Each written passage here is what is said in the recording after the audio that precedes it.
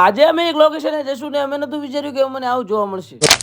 જય Shri Ram and good morning મિત્રો. આજે મારા નવા વ્લોગમાં તમારું સ્વાગત છે. આજે આપણે બાંધવાની હતી પક્ષીઓને પાણી પીવા માટે પરાબ, એટલા માટે તેની સૌથી પહેલી ધોઈ નાખી અને 3 ખૂણેથી પછી બાંધી નાખી હતી અને પછી લઈ લીધું પાણી ને ભરી નાખ્યું અને આવી ગયા માતાજીના મંદિરે. મળી ગયા હતા રઘુભાઈ.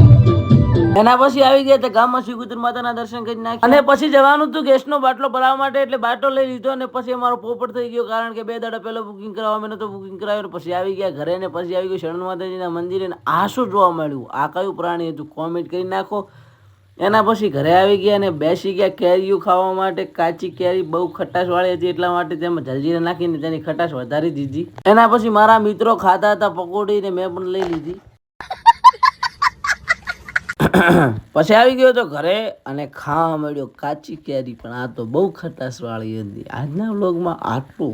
મળગી કાલે.